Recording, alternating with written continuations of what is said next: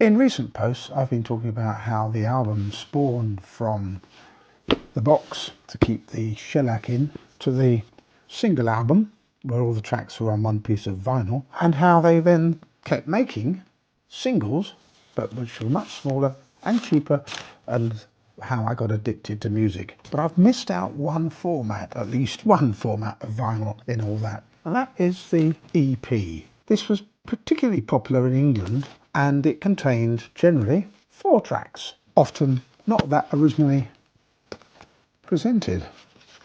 As you can see, pretty well the same picture, but different colours and different compilations. And it used to be perhaps the 2 hit records that have just come before it. But famously, people like the Beatles took the EP to new levels, like this one, Twist and Shout, which was just really a compilation of tracks off their first album. But it became so successful, it entered the charts, the best-selling charts, for singles. And then they followed along with more cuts from albums like Hard Day's Night. EPs were mostly just hits. If you hadn't bought the singles, you could get 2 of them in one go, or in the case of this Million Sellers one, 4. And this is the A-sides and the B-sides of a couple of Beatles hits. But the Beatles also pushed the boat out with EPs, because they came up with this one, Magical Mystery Tour. In fact, it was 2. It was 2 EPs in a book.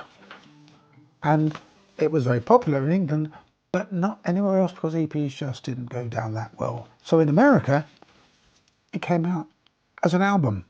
And it's a subject of much contention when you talk to people about the best Beatles LPs, because in England, this is not an LP. The Americans will include it. We don't, because we think it should be just looked upon as an EP. Which is where I'm going to stop. EPs faded out after that, and I'm going to fade out, because if I don't put some of these records away, they're going to get mislaid, and I can't have that. So, for the moment, au revoir.